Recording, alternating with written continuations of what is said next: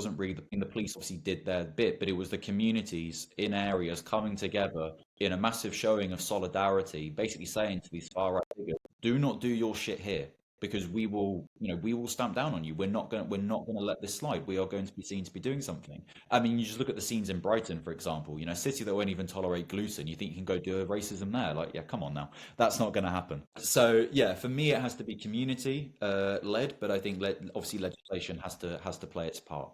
And I hope that it does. I think education is a big part, and it starts from children and great teachers. And unfortunately, on that note, as you can, yes, son, it's downstairs. See, this is what you call great timing. This shows. Well, they've been very good. They've been very good. Well, on that note, guys, I am now going to have to say that quite clearly. Before we go, got some shout-outs. Saeed Hadi Naqvi from Usdaw.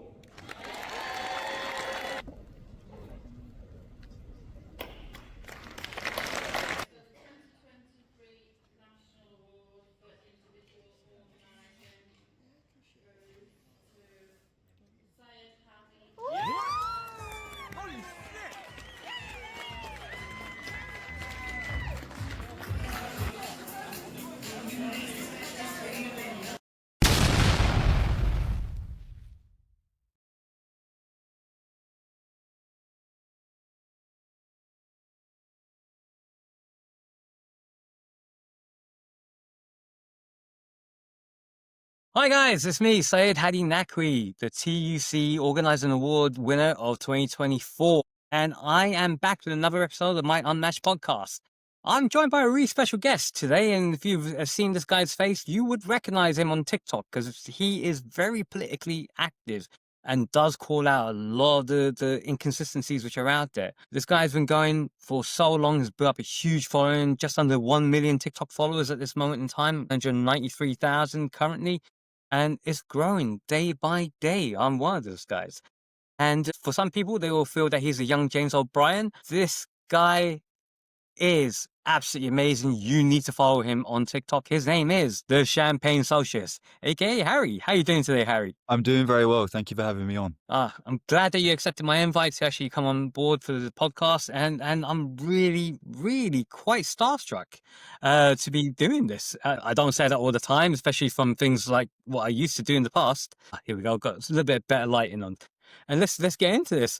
Oh, Harry, I hope you don't mind me calling you Harry, or do you want to call you Champagne? Harry was the name I was born with, so I think that's the name that we can go with. I don't like being called the Champagne Socialist. Well, okay, Harry. Well, thank you so much again for all of this. So I want to get into this because a lot of people do follow you and listen to what you say and engage with your comments, which is a big key performance indicator on any social media platform, whether it's YouTube, TikTok, or wherever it is. And you've done amazingly well in what could be a short space of time. What made you get into the world of politics? What, in terms of like starting the TikTok account? Yeah, starting a TikTok account. And I was at university. Your journey. It started about 5 years ago when I was at university. So in my second year, we did a module called Politics in Action. The idea is that you would have gone out into the wider community and engaged with politics in the local community. So you either would have worked, say, for a local authority. I studied at DMU in Leicester, so you would have gone to work either for a local authority, maybe with a homelessness charity, because Leicester has quite big problems with homelessness, and maybe gone and worked at a food bank, something like that, Citizens Advice Bureau. But because I studied during the pandemic and Leicester was under its own tier of restrictions, the module wasn't able to be done in the way that it would have been done pre-pandemic. So what they said was, well, given the restrictions that are in place, if you want to do social media, that's absolutely fine. So I had a TikTok account, as I'm sure everyone did in 2020. That was the thing, right? You either got COVID or you got a TikTok, and I got both, and I know which one I prefer. And so I just started talking about what was going on. And then by the time I finished the module in like May 2021, I think I was on maybe 10,000 followers. And I thought, well, actually, this is doing so well, I'm just going to continue it. I only got a 2.2 for that module, by the way, which really annoyed me. I thought it was at least worth a 2.1. But and then I've continued doing it. And then I finished university maybe 3 years ago now. Yeah, nearing up to 3 years now. And the page has just gone from strength to strength. And through that, I've done work with a few media outlets. I've done work with trade unions. I've done my own stuff. So yeah, it's probably the best module I ever did. Yeah, and it's quite clear that with the following and engagement that you're getting, you're hitting a lot of points, and the points that you're making is like a common, everyday, common sense type point. You know, it's not too politically intellectual, and people can grasp onto what you're saying and then follow on with it, which I feel a lot of politicians sometimes miss. Either they have the message that they got to carry forward, or they get so caught up with all the technical jargon trying to outsmart other journalists who are out there. You just keep it straightforward. You read, you analyze, but you put it in an easy to follow manner. Yeah, or I suppose so. By trade, I'm a teacher, and one of the big things about when you're teaching is making things accessible. Because like in the military, it's like never leave a man behind. Similar with teaching, you never leave a student behind. Obviously, some students may fall back, but you don't want that to happen. You want people to be keeping up to date, and you want people to be staying on with the rest of the class. So for me, it's about making everything as accessible as possible. Because I remember being at university, reading political theory and just thinking, this is boring. This is so boring. I don't enjoy it. Like, I don't like reading stuff from the 1800s about political theory because some of it is relevant, but it's not, trying to compare it to current examples. It can be done. But for me, I don't find people tend to care about that. They want to be in the current. They want to know what's going on. And so for me, the biggest thing with my content is trying to make it as accessible as possible using, I wouldn't say simple language. It's just making things as accessible as possible for everyone that they can then go away and look at everything else that is going on and be able to have an understanding of it. I remember with it's like when I found, like, with the class that I teach, I was lecturing human rights, and this was at the time when the government was bringing in the Labour government was bringing in stronger immigration laws, and they cited the ECHR. And I had a student of mine say, "Oh, I was seeing it on the news, and I knew what was going on because of what you've been talking about in terms of class." And I thought, well, that's kind of what I want to do on a wider scale. So I think definitely for me, there can often be a tendency for people who do what I do to like overcomplicate things, show off their vocabulary and their understanding. But who's that for? Who's that really for? And for me, my content is for other people, not for me. So, well, it is for me, but mainly it's for other people. So if I can make things as accessible as possible and more people understand, then that's better. In terms of, I know I'm going to be exploring a little bit more on the video content generation side, because you do post quite often, as well as having a day job as well. It's a bit more easy now during the holidays. But do you have a lot of challenges when it comes to these kind of things, finding the topics to talk about and then putting things together, posting? Was it that you schedule your posts? No, I mean, so you can schedule on the app, but I've had problems because when I do stuff on the TikTok Studio app, there's been problems with that. So I manually post all my videos. In terms of the content creation process, it is quite a long. So I try and do 2 videos a day with the aim of posting one in the morning and then one in the afternoon. So let's say like a typical day is, wake up quite early. Usually what I do is I have a video already in my drafts ready to post in the morning, because sometimes what I used to do before I became a teacher and I was doing another job is I'd wake up super early to make that video and then post it. But the thing is, right, I'm knackered and the content itself probably isn't going to be the best. And also you're running on a tight clock, because not only are you trying to make the video, you're also trying to get ready for work. And it's just not, there's just too much going on. And, you can't be like, it's time to go. Let's leave. And it's like, no, I've got to make this video. I don't want to be late for work. But yeah, I'd say it's is it a long process? I'd probably say all in all, it takes me maybe 2 hours to do a video. And that's like in terms of the writing, it's all shit. In terms of the writing, the research, and also like video, recording it and then editing it and then like saving it to put out. So I usually post one video at 8 o'clock in the morning and then one at 8 in the evening, unless there's something going on that's current that I want to be one of the first people to talk about it.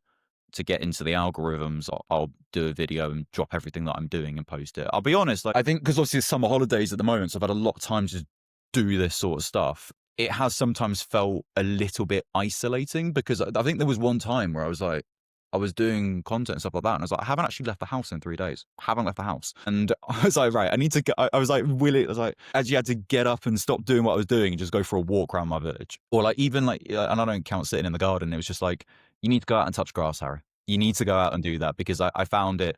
And also I feel like it also has a bit of an effect on my mental well-being as well, because like this is a job.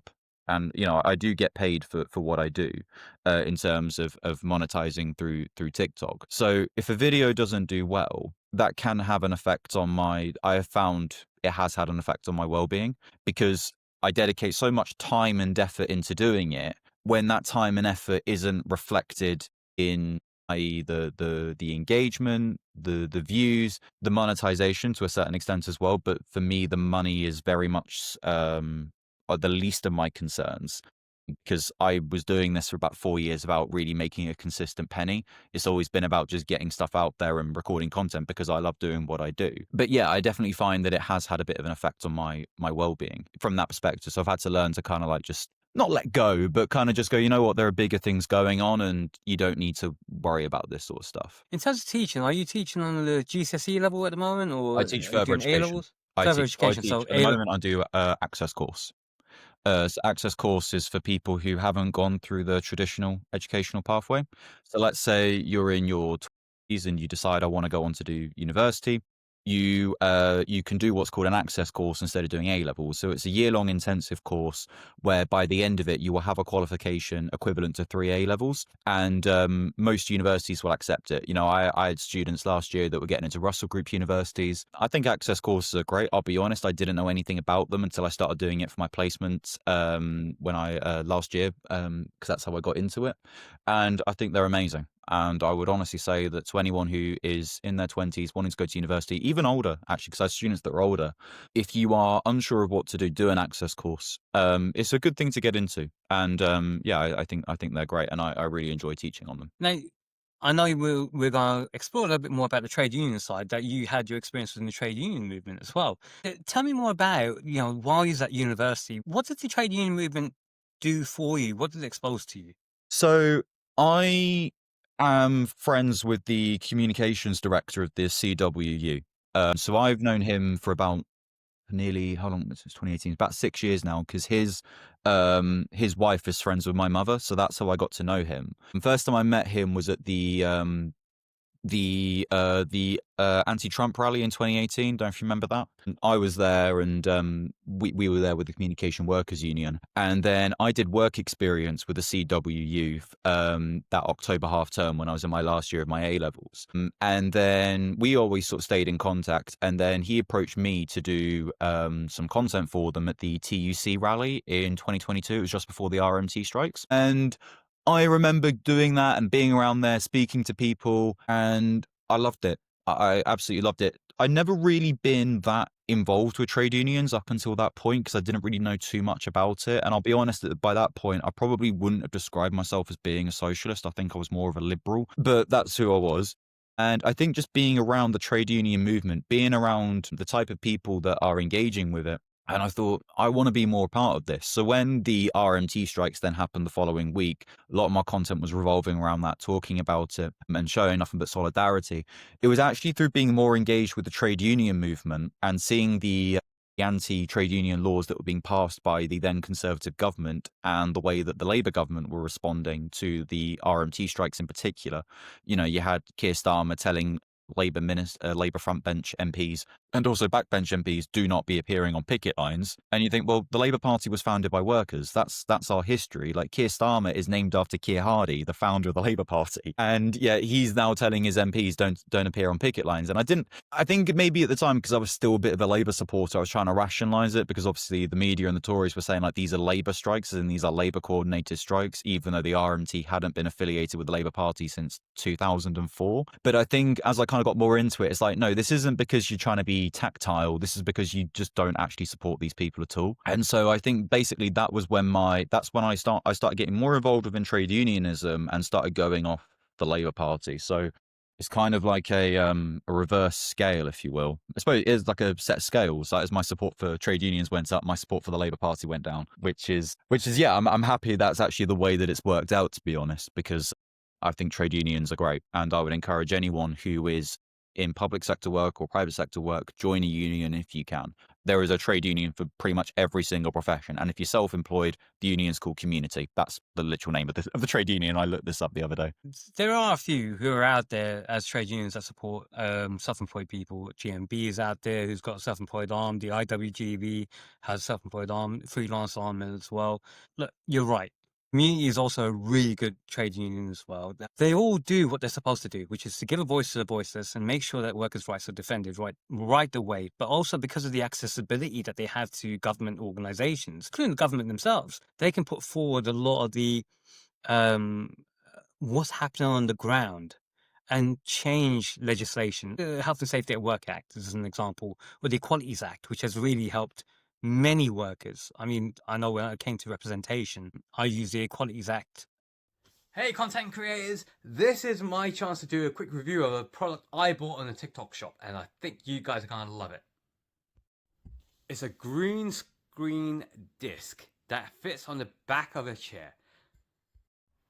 It can fit to almost any surface, and if you've got a area like a flat or a single bedroom or a bedsit where you're living in where you've got no space, this is ideal for those who are using it for things like Twitch, streaming, or just general YouTube videos. Like so. So get yours in the TikTok shop today. I'll leave the link in here. A couple of times to actually highlight things such as people who may have had migraines just to change their shift from daytime to nighttime. And that made a massive difference to the quality of life and productivity. And a lot of the times management don't tend to know that because middle management tend to be a little bit aloof. I think there's still a element of, I don't know what subject you actually studied at De Montfort. Did international relations and politics. Right. Okay. So there seems to be an element of a little bit of Marxism. I would say they're the workers, we're the management. We got to stay a little bit aloof from them. We can't do because we've got to make sure that the company is put first.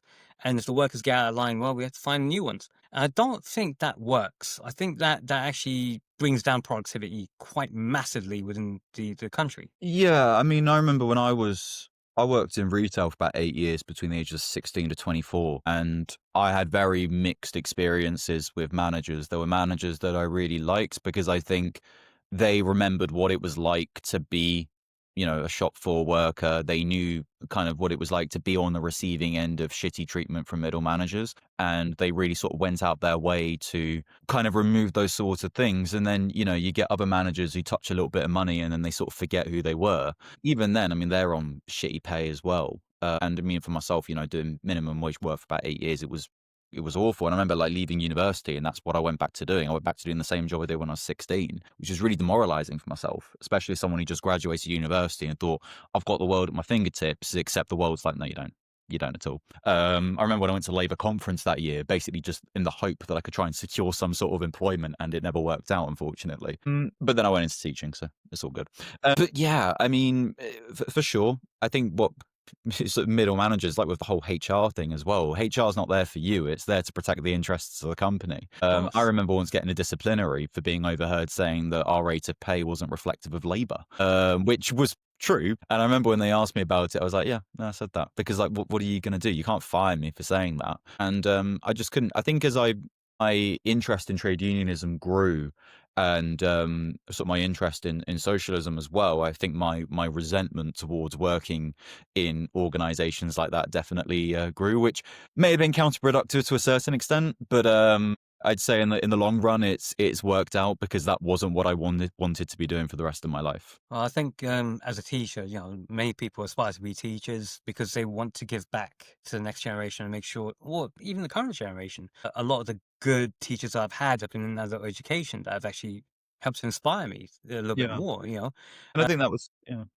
Yeah, sorry, go on. No, I was going to say similar thing. I feel like a lot of you find with a lot of teachers that their teaching style is influenced by teachers that they had who helped them, and it's kind of like just this constant reoccurring cycle where we're just constantly developing our craft because of past experiences and developing it from there.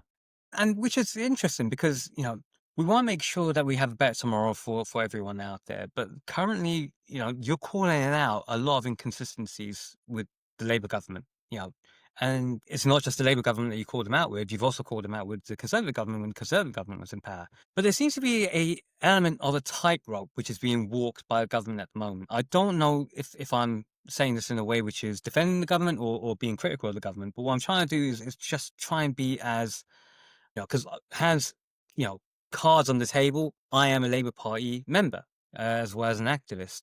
trying to become a Labour Party councillor and all the rest of that kind of stuff. The thing is, for me, trade union movement is the big thing, because that is bringing the biggest level of change to the most people in a short period of time.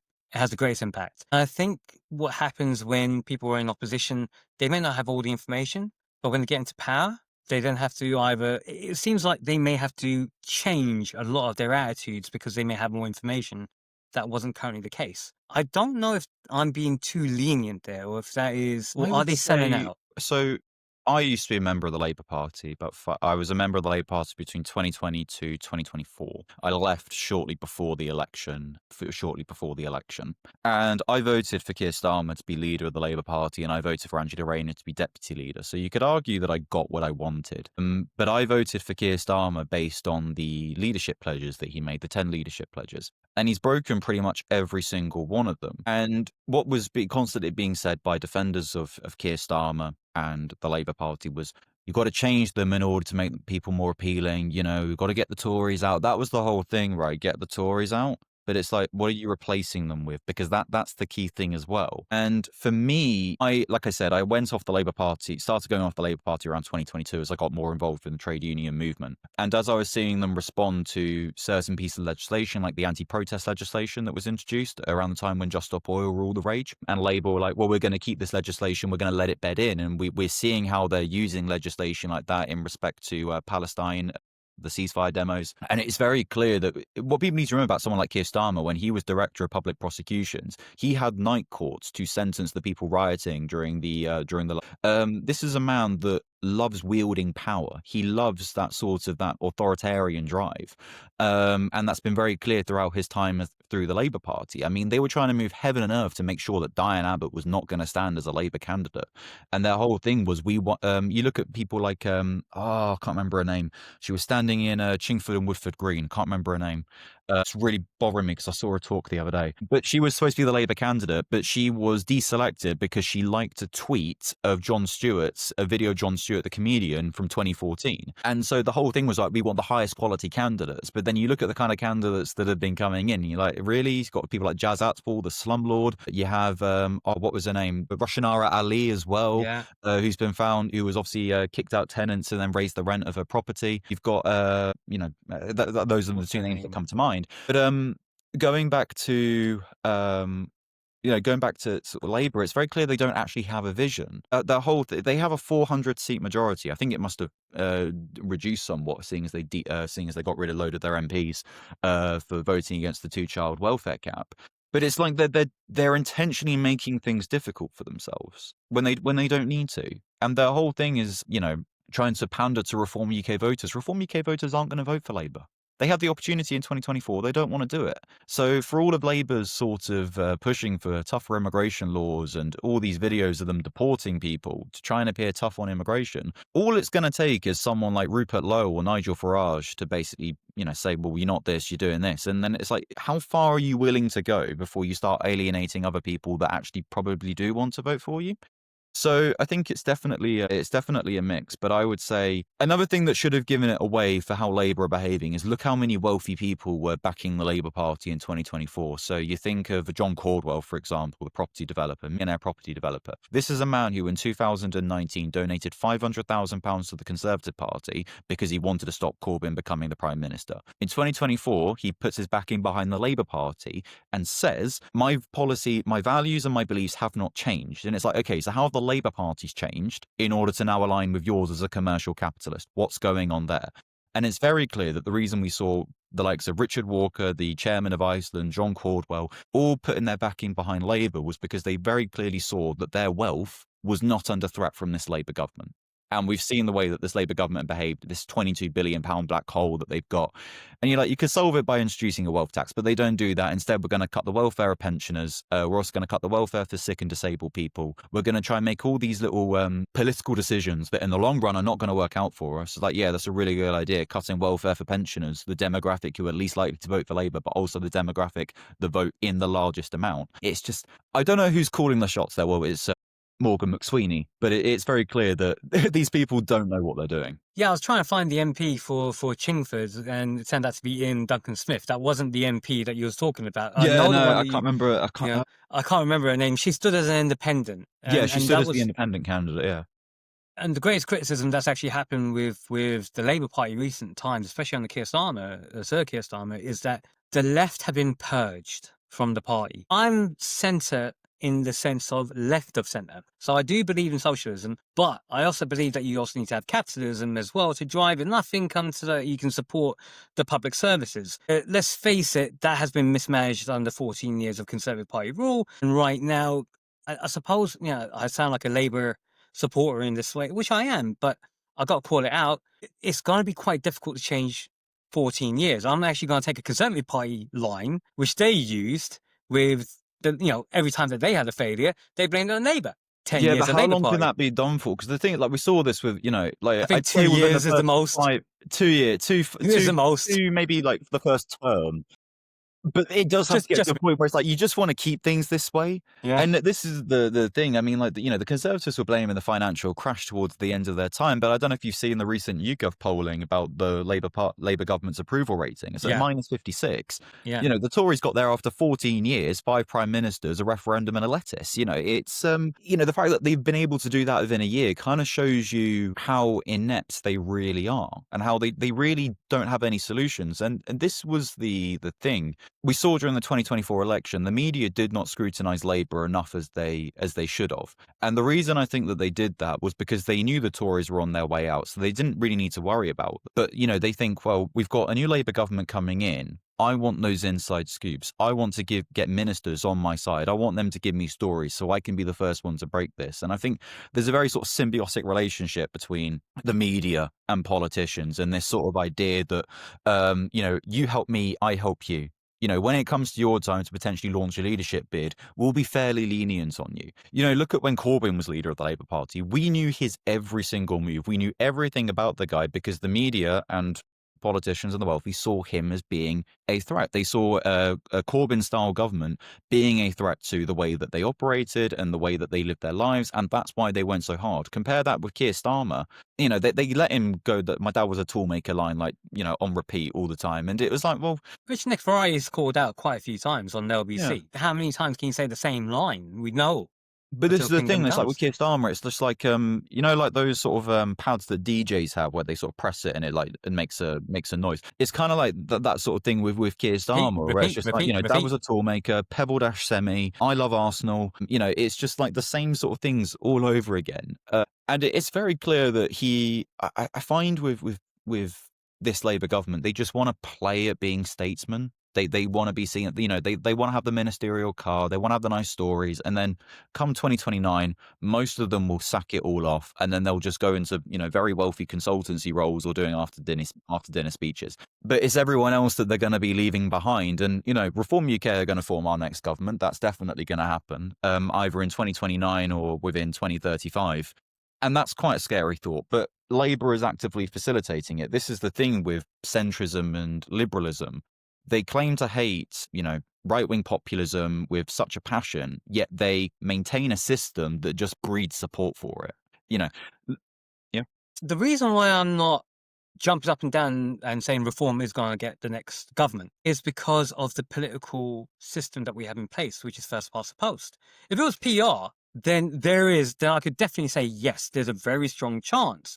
But the way how first past the post works has served extremely well for the main two parties for so long. So why change it? And there's always been talk and discussion, whether it's led by Liberal Democrats, whether it's, every political party has their little section calling for PR. The fact of the matter is, it's not going to happen on a national level. I don't think it will ever happen on a national level. I mean, what I would say...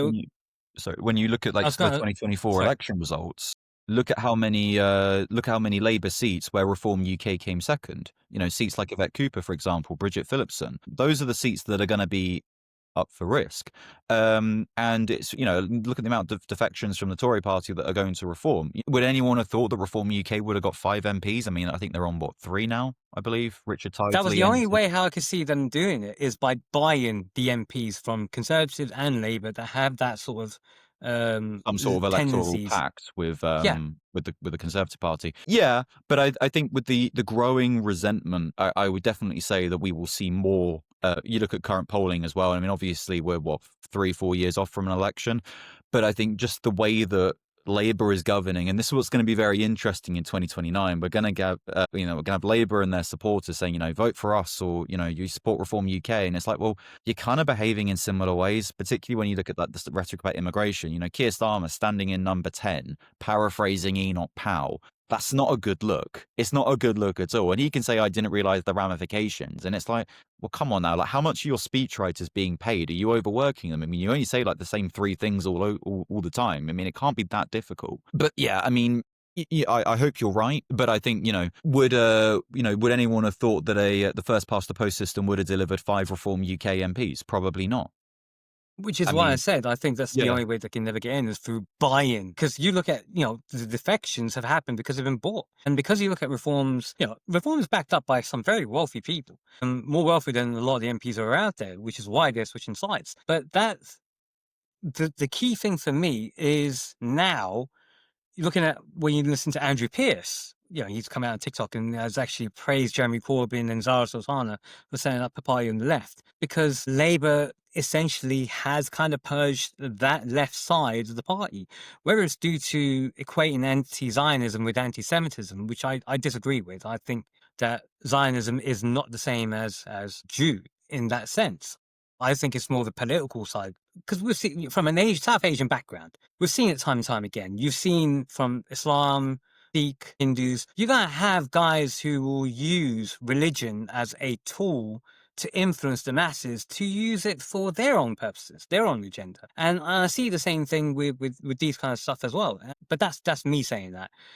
So please, anyone who's watching this, it's my statements, no one else's. I don't represent anyone else here. So I just want to make that very clear. Sorry. But yeah, I think it's going to be quite interesting with the political side at the moment. But I don't feel until PR comes in, because we've seen it work really well in Scotland through devolution and those kind of areas, Scotland, Wales, through devolution. If that happens right across the country, then I can hand on heart say, yes, there's a very strong chance that these guys are going to win. But until first past the post is not reformed, no chance. It's just skewed so much towards, you just look at the party, yeah. what we call it, the political boundary lines, which you changed last year. Everything is governed in that way to keep the existing system, 2-party system in place. Yeah, but then you look at with the role that the media plays within our politics, the amount of times that they're platforming Reform UK, and people could say, well, why are they doing it all the time? And the bottom line is, it makes their job interesting. That's the thing. Like, there's a reason that Nigel Farage has appeared on Question Time so many times, because he brings in views. He's a Marmite figure. People either love him or loathe him, but they are nevertheless interested to hear what he has to say. I mean, look at, say, Trump in the United States. There were journalists and there were actors, there were activists who despised him. They made it very clear, but he kept them in a job. There are SNL comedians that the only reason they can afford to live right now was because they were good at doing a Trump impression and he was still around. The same with the media as well. Like, every single thing that Trump did was a story. It could be like, Trump opened a door. Why is he opening a door? What does this mean? It's just like they were able to make stories out of everything. And the way that our media operates here in this country, Reform UK gives them that same opportunity. They can talk about whatever they like, even if it's a story like, like the Reform UK candidates at the last election, when you have people like praising Hitler and President Assad of Syria. Yeah. All that sort of stuff. It's like, it's a story. And then obviously Reform UK were like, well, the people that we pay to vet our candidates didn't do it properly. And it's like, no, you paid for a vetting service to vet candidates yourself. You just didn't realize how it worked. So a very big sort of mixture. But I think the bottom line is, it makes their job interesting, and that's why they platform them so much. And through doing that, it's only going to garner more support. You look at polling, Reform UK are at the top. I don't see that changing. And going back to Morgan McSweeney, his whole strategy is banking on people come 2029 being fearful of a Reform UK government or Reform UK Conservative coalition government happening, that they vote Labour simply to keep that out.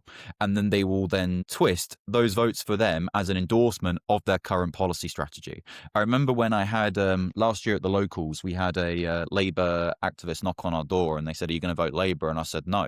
And I explained that exact sort of thing, whereas like, I know that my vote for you is going to be spun as an endorsement, and I don't endorse you at all. Like, don't get me wrong, you seem like a nice person. to this activist. But like in general, I know what's going to happen, and I don't want to be seen to be supporting that. Yeah, I think one thing that you actually hit on was the media. And I think that's a really, really powerful thing because of social media. Social media, and I think mainstream media, now I know some people hate that terminology, but it is.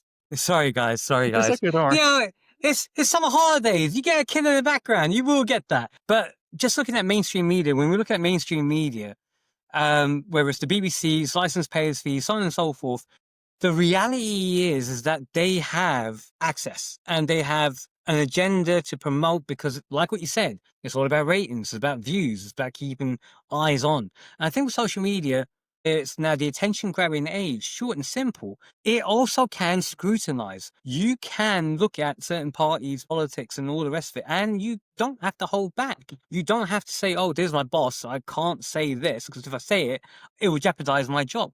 Not anymore. And I think that's been one of the best things I've seen. Yes, it has worked for reform in a better way, but it's not exclusive to reform. Every other party can do it. And this is where Labour is kind of falling short, and the Conservative Party is just giving, it's been the gift that keeps on giving with Kemi Badenoch. I can't believe that she just keeps giving. I don't know who's advising Kemi Badenoch, but please continue because it's been quite amusing to watch. And I think it is, like the whole thing, like, oh yeah, I was a snitch at school. It's like, who's told you that's a good thing to say? Like, even if you were, like, don't admit that. Like, as a teacher, I can tell you, like, none of us like the snitches. It's just like, leave us alone. And I look at the whole, I look at the whole strategy and it's like, what are they actually doing? I mean, every tweet that she's put out, it's like, what is the thought process behind this? Like the thing about that she put out the other day, like, if you want something in this country, you have to work for it. And it's like, you claim $3,000 worth of expenses for your second house for the bills. I think this is the thing with politicians. They forget how accessible information is about them actually is. Like Liz Kendall, for example, saying that, you got people on welfare taking the mickey. And it's like, I'm going to look at your expenses. And to be clear, your expenses are perfectly legal. But why are you spending so much on this stuff? Like you have a partner who is on a rumored £600,000 a year. You as a minister and an MP are on upwards of around £150,000. You don't need to be claiming all of this stuff. You don't need to be doing that. But they get away with it. And it's like, yeah, so the person on welfare is taking the piss. But you as someone who's on a combined salary of nearly what, 750, 800,000 pounds a year is claiming all this free stuff that we're paying for. Like, yeah, but that person on welfare is the piss taker. Well, this is the whole thing. You're a teacher. You know about something like Robert Kiyosaki's Rich Dad Poor Dad. This comes down to, in historical terms, the rich have always made the rules. They've made the taxes. They've influenced the politicians to influence legislature and other elements of British political culture or any world political culture to have the rules stacked up for them. In favor of them. It's interesting because we do need a government of the people, by the people, for the people, and which is democracy. Short and simple, we do need to fix things. And those people who should shoulder the most burden to be able to sort out the country, treating it like a company. If you sort out a country, you're going to have staff forever and a day that's going to be loyal to you in that sense. But these guys are running away, and people won't forget that.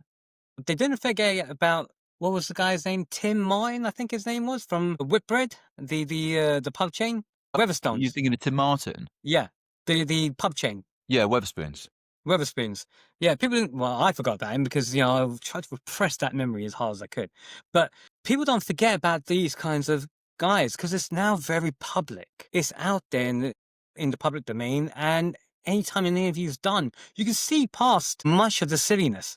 The polish that people used to have in the 90s, early 2000s, now gone with social media. You can actually spot someone is, wait a minute, you're not what you say you are. Yeah, I mean, you look at someone like Boris Johnson, for example. I mean, like that's probably one of the most relevant examples. He was seen as a comedic figure. There's a scene from Outnumbered where you have the German exchange student talk about how much he loves the comedian that pretends to be the mayor of London, and it's like, no, Yeah. that's our actual mayor. But that's the thing, Boris Johnson was one of the only politicians that got referred to as Boris. This is a very wealthy man. He's only lived a life. He's only known a life of privilege, and yet he was just sort of seen as this common man of the people. Same with someone like Nigel Farage, who through stuff like doing Cameo, TikTok, I'm a Celebrity, was able to make himself seem more relatable. Someone maybe not on the same scale, but someone like Thomas Skinner, the guy that shouts Bosch and Dino's Cafe at fucking 5 o'clock in the morning. This is a man that went to private Bosh! school. Just in case. Like grew up in a private school. This guy went to private school and grew up in a £2.5 million home, and his dad was a company director. But because he's got a regional accent that may be slightly exaggerated, I spend a lot of time in Brentwood, and I can tell you, having spoken to quite a lot of the locals there, they don't sound as strong as him. But maybe that's just him. It's all an act, and I think people have become very good at being able to do that sort of thing because they realise how marketable it is. Hey everyone, I got this massage gun from TikTok shop. I'm doing a quick review on it. So you have the gun itself, 4 different heads, and they're all worth it. Easy to fit on heads, easy to turn on, and different settings. So whatever kind of job you do, warehouse, driving, if you're coming back from the gym, hard day at work, this is ideal and easy interchangeable. Even massaging different muscle groups, different settings. And if you put more pressure on it, it will put more pressure on the muscle too. And this is really good value for money. I got it from the TikTok shop and you won't regret it. Costs less than £20 compared to Amazon, over 50. So get yours on a TikTok shop today. Being it as a good way of building up support. And with, Boris Johnson obviously being a politician, but also formerly a journalist, was able to sort of garner that and able to play it quite well until it got to the point where his lies and deception just would not rub off on anyone. And people kind of forgot about him. Even in 2022, when the whole Liz Truss fiasco was happening and the Tories were trying to decide a new leader, and he tried going back in, and it's like, no one actually wants you.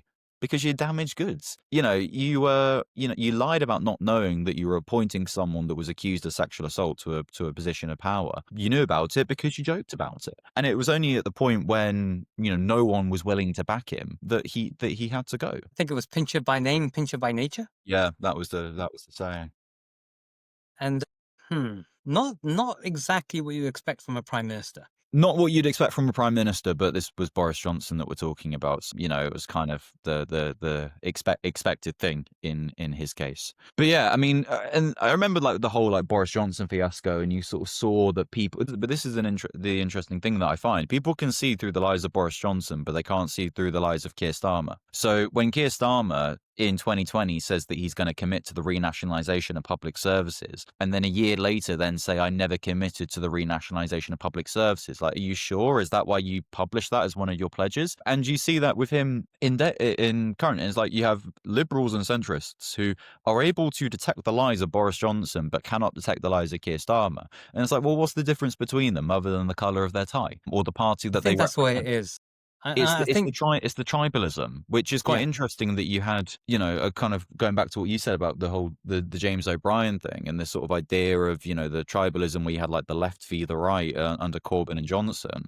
And then when you obviously had Starmer and Johnson, it was like, well, how can you not see the duplicity that is going on here from both of these individuals? And I think, again, it was just because, Keir Starmer, didn't sound like he was bumbling all the time. He looked a little bit more presentable and a little bit more likable, but to what extent, how much more is up for debate? Well, I think, again, just listening to other radio stations at the time, when he came on as an opponent, the opposition in Prime Minister's Question Time, they commented about, this is what we wanted, a professional sounding, professional looking, this is the lawyer taking on the comedian, the journalist. Grown-ups in the room. That was the line, wasn't it? Yeah. And we will now get our country sorted out, but not really. It hasn't. Because these people don't have a clue. All they want is that their whole strategy was just getting into number 10. They didn't really have any sort of foresight as to what to do after that. And we've seen that through maintaining the 2-child welfare cap, which is a deeply unpopular policy, but cutting winter fuel payments for pensioners. That was I don't know who decided that was a good idea, but that's like when you play Football Manager and you terminate the contract to your best player. Well, what are you trying to achieve here? Same with the cuts to welfare as well. Banging on about this £22 billion black hole, and it's like, mate, this stuff doesn't exist. If you want to try and fund this stuff, just introduce wealth tax or something like that. But instead, I mean, a lot of the changes that they made to businesses, and even then, it's still falling short because their forecasts aren't on. I mean, we all remember Rachel Reeves crying, and I know they said it was because of a personal matter, but you think this was just after, I can't remember what had just happened. Yeah, But it Keir was Starmer very was yeah, and it's very clear that, like, there are probably going to be a couple of rejigs, and it would not surprise me if Rachel Reeves was on the chopping board. See, for me, again, now this is me personally speaking, I think they rushed into all of that very quickly. We knew that some things would have to be looked at. Some things have to be looked at, because the winter fuel allowance was carte blanche, everyone's going to get it.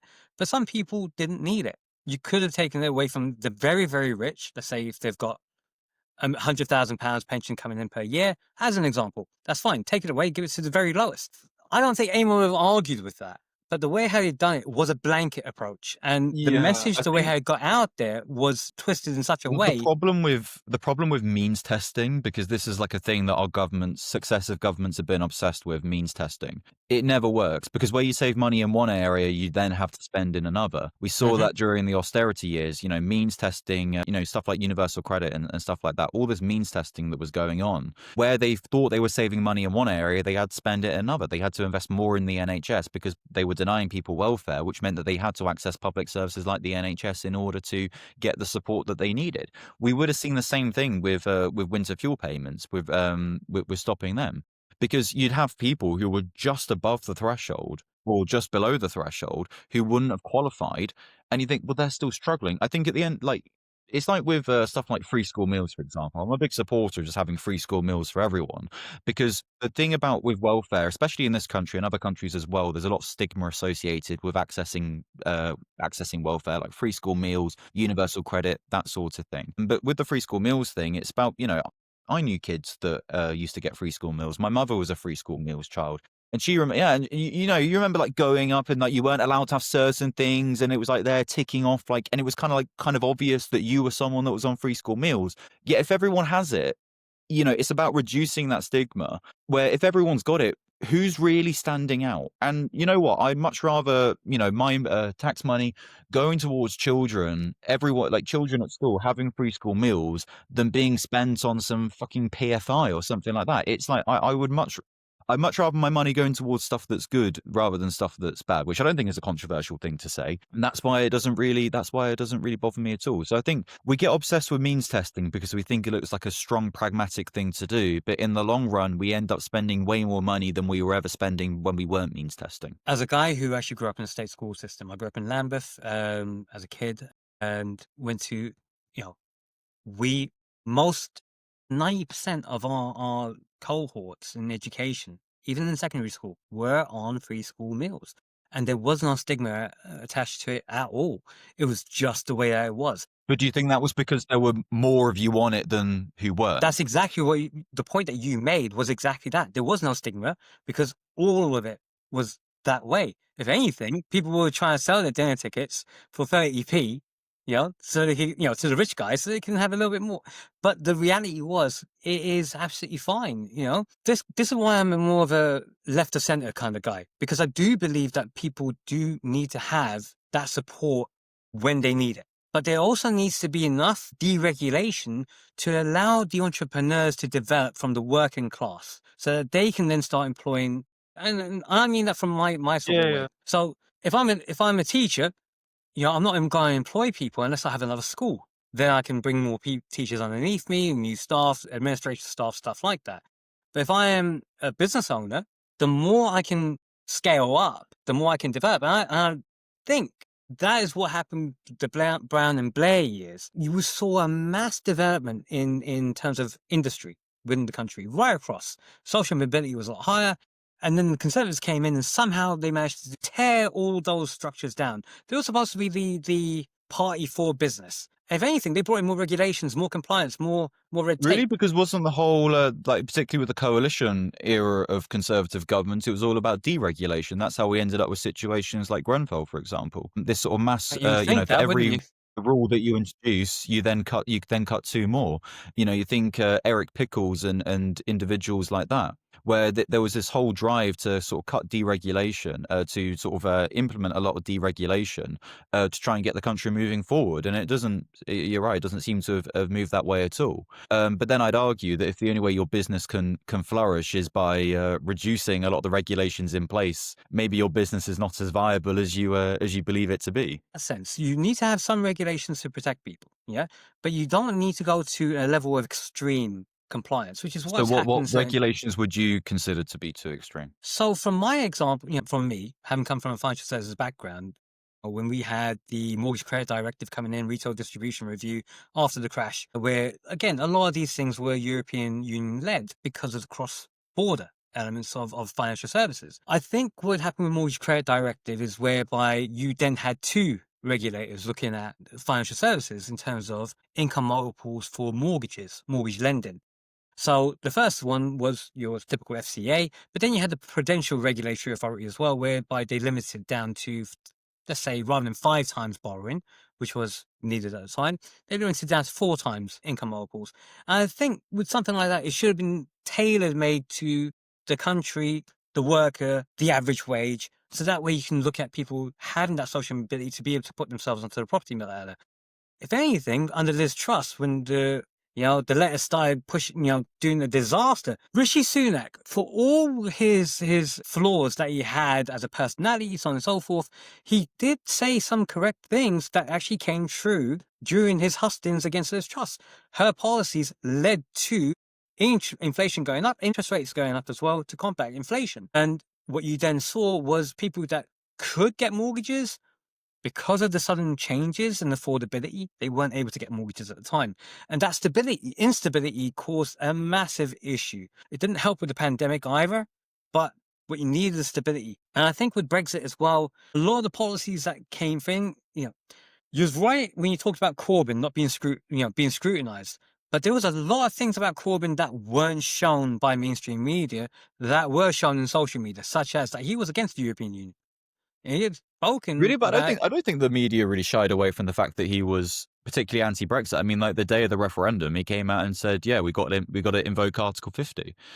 Yeah, he I was mean, he for, but he was campaigned always against. for. Yeah. You look at his earlier speeches in the 1980s, he was always for Brexit. He didn't like the European Union. It's like Tony Benn didn't like the European Union in that sense because, again, element of sovereignty. Personally, I was more of a Remain voter. Now, I'll put my cards on the table because I knew that if you voted rashly for Brexit without proper plans in place or a proper government that could see things through, and we didn't have that, Yeah. we would have turmoil, and that's exactly what we had. Well, yeah, I mean, what the whole thing with Brexit was basically David Cameron's way of trying to settle the inner conflict within his own party. And he thought, you know what, if we have this, we'll have this referendum, Remain will win, and then all the Brexiteers will shut up. And obviously we saw how well that one went.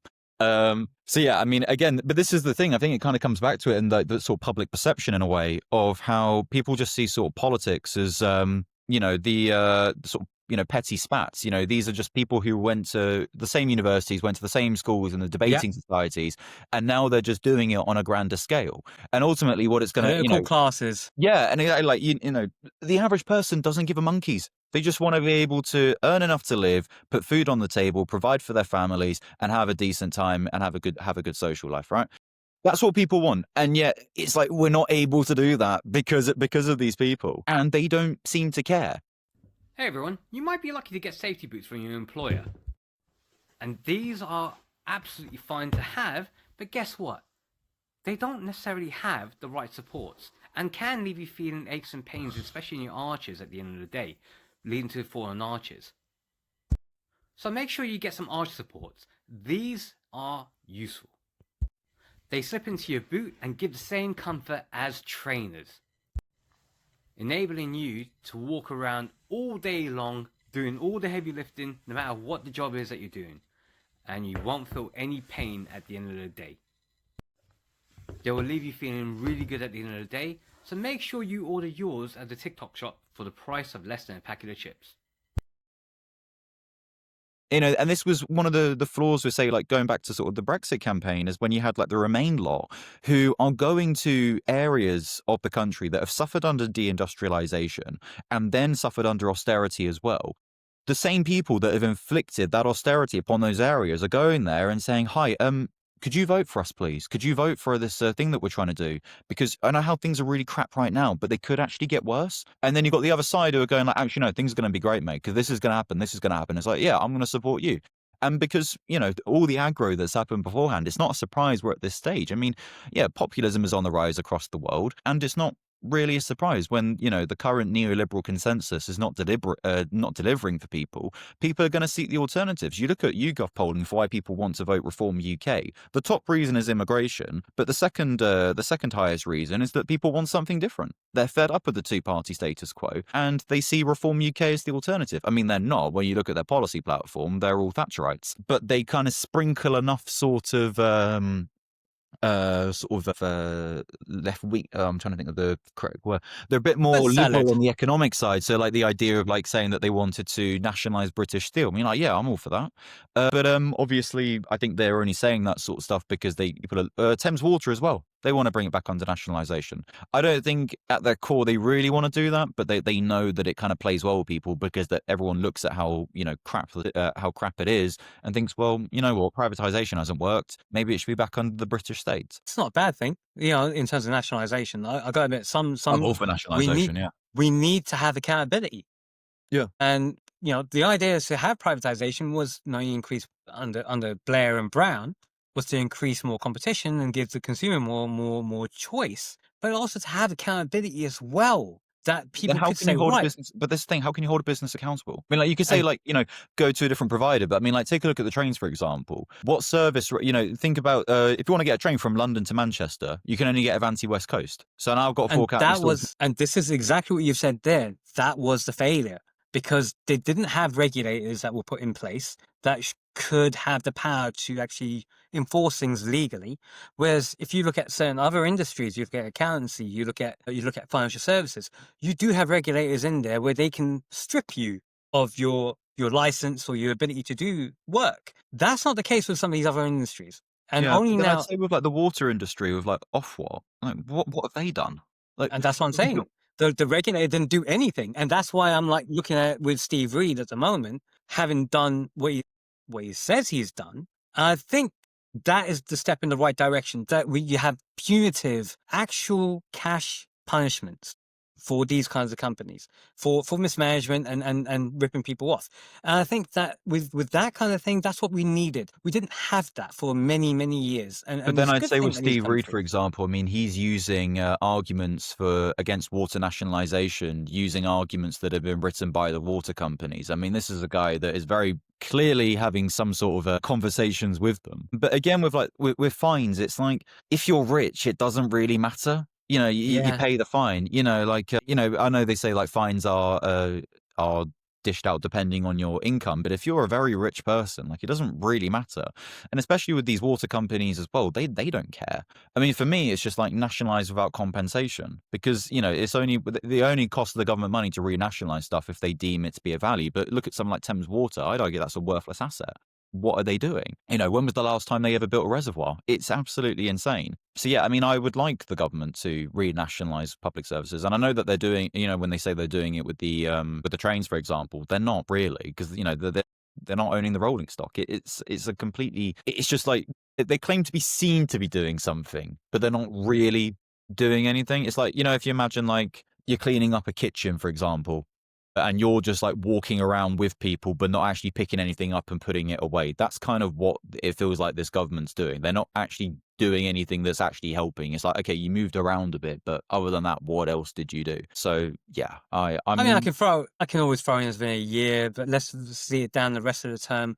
But right now, yeah, people are looking for action. They're looking for quick action that is actually going to have an impact. Rhetoric is rhetoric. You can say and do and talk the good game all you want without actually seeing the actions being put in place, and you got to communicate that action. That has been a massive criticism of this government as well, and that's not just come from me and other media outlets come from the trade union movements that are supporting the Yeah. Labour government, that are Well, coming out I'd and say that saying the you trade, should yeah. be you got to have better communication of what you're doing. Don't But I just get honestly on with think that it. the trade union should be disaffiliating from Labour. I know that the Unite at the moment is currently reviewing their relationship with the Labour Party, but it's very clear that you have Labour MPs who are more than happy to accept the funding from trade unions for their election campaigns. But when it comes to actually representing the interests of workers, they are nowhere to be seen. And if I'm a trade union, I'm looking at these Labour MPs and it's like, right, well, if you're not going to represent us in Parliament, as you should do, because that is what the Labour Party was founded to do,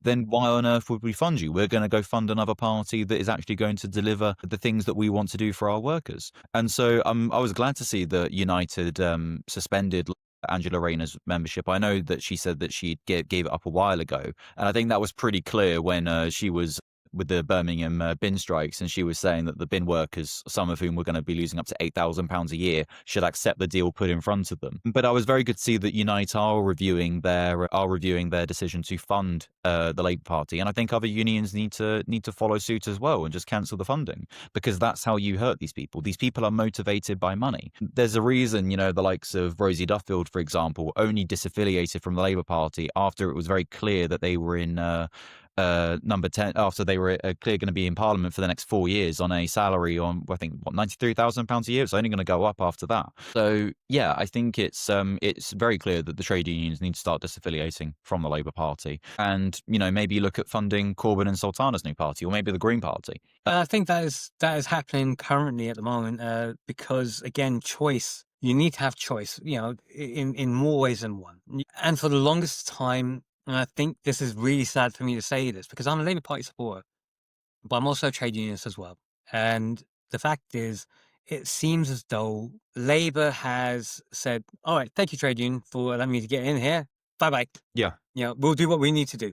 Yeah. And the GMB, so I attended some TUC conferences and was in the rooms with quite a few people from different trade unions in there. And their representatives were like, well, if Labour gets into power and goes back on what they said that they were going to do, we will use our powers, vote it through, and remove our funding from the Labour Party, disaffiliate ourselves. We'll do what the RMT's done. We'll do, because a lot of trade unions, or the BMA, a lot of these trade unions are not affiliated with the Labour Party because the trade union is an independent body. That's what it's there for. It's independence, it scrutinizes, and it's there to protect their members. And they will negotiate with whoever the government of the day is. And if they have to give their funding to another party, so be it. So be it. But that's the choice that they have, and it has to be democratically voted for because it's all democratic organizations. Yeah, of course. But the thing is, as there's choice now, I think if you have choice, it makes people change, develop, and buck up their ideas so they can actually, okay, there's Yeah, but accountability. I would say with the Labour Party at the moment, I feel like if unions start disaffiliating from them and funding Corbyn and Sultana's new party, their change, as you said, they probably will change their tact. But people just remind them of what Keir Starmer said. Well, if you don't like the way that we're running the party, you can leave. And it's like, okay. And if they do change it, it's because it's, they've lost their money. And it's very clear that these individuals are only really only motivated by money. I mean, just look how much money they've accepted from the Israel lobby. That definitely doesn't exist. Vet Cooper, was it £215,000? Starmer, 50 grand, I believe. David Lammy, £32,640, I think it was. But, he's keeping count. And these Social people media is keeping count. Exactly. And Facebook, it exposes this it is the all. great thing with this sort of stuff, able to talk about this sort of stuff and face no sort of, not repercussions, but in terms of like being able to get the message out there that this stuff is going on. It's like, look who is funding these people. Why are they funding them? Look at the stuff that they are doing. And, I feel like being called an anti-Semite has kind of lost all meaning now. It used to be, 10 years ago, if you were called an anti-Semite, you were a hater of Jewish people. You thought the Holocaust either didn't happen or it was the greatest thing to ever happen. 10 years now, it's just because you don't think children should be murdered. And that's kind of, it has kind of lost all meaning. It's quite weird. I used to get a lot of anti-Semitic abuse on TikTok, and then I came out in support Palestine, and suddenly it all changed, and suddenly I was the biggest anti-Semite going. So I'm not sure what changed there. Yeah, it's a weird one for sure. The funny thing is, you're absolutely right, because even, again, social media, in terms of the history, it's all been shown that what Semites are, Palestinians are the original Semites in the area. They're the original Semites. And this is a great thing about social media, again, education. And people are actually seeing it. Again, TikTok. I learned all this on TikTok.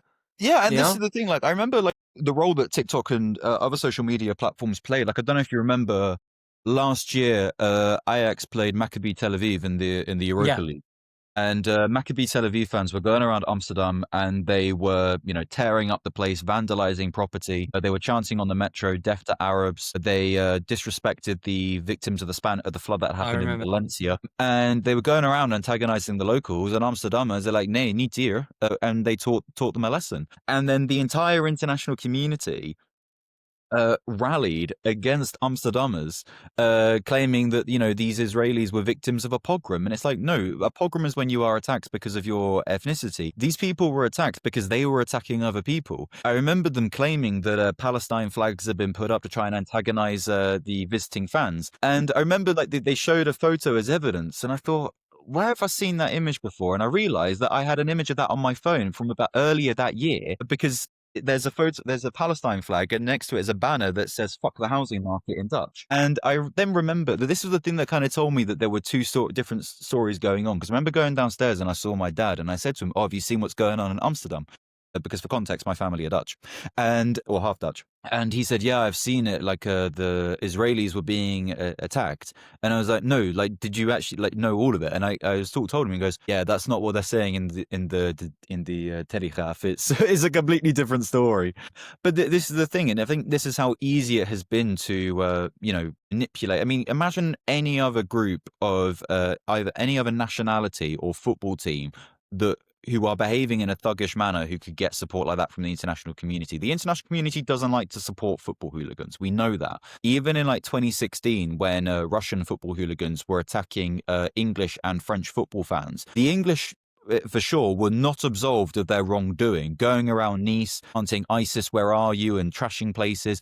They were not absolved of their wrongdoing, yet the way that it was portrayed in that case, it was very clear that, that it was like poor little Israelis. And it's like, they were chanting "death to Arabs." Like, what do you expect in a city that's like 10% Arab? Like, of course people are going to fucking say something. So yeah, honestly, good on the Amsterdammers. And yeah, it's good. I know we've kind of veered off onto football, but again, it's all about politics. And at the end of the day, look, A lot of them are intertwined, though. A lot of it is Yeah. intertwined. Yeah. and I did say that right at the beginning.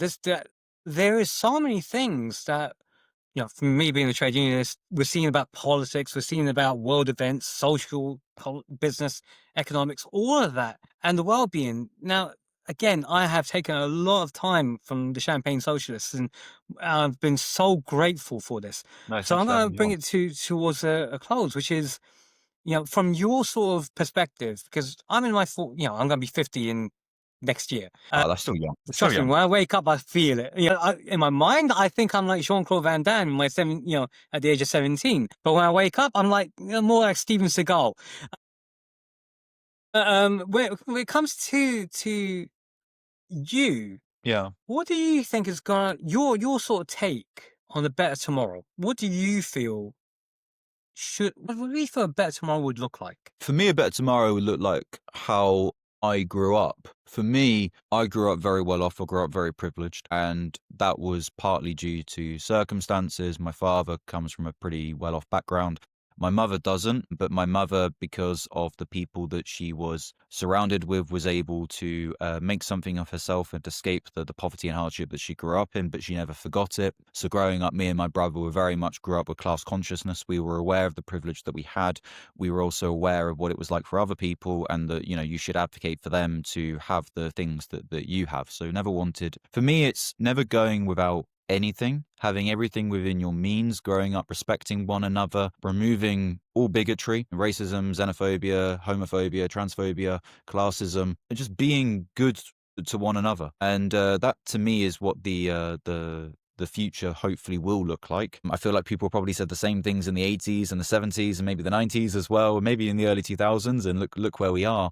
But that's what I hope for. I want people to experience the upbringing that I had, irrespective of their position. I mean, you could say that's wishful thinking, and maybe it is, but for me that's what I want, because I grew up happy, and I found as I've gotten older I've become less happy. And you can obviously say, well, that's because you were a child. You probably weren't aware of all the shit that was going on. Like, I don't remember the financial crash happening. And I think that to me kind of shows you the privilege that I had growing up, that I don't remember a economic situation that impacted millions, if not billions of people around the world. So for me, I don't want people to be, you could argue that maybe I was ignorant, but I was 7, 8 years old. Like, I don't remember this stuff. But for me, it's about making sure that everyone has everything that they need to live, and a more just economic, in terms of economic and social justice, that being at the forefront. That for me, that's what I want, and I'll do whatever I can to ensure that it happens. Do you feel that that should be through legislation, or do you feel that should be a collective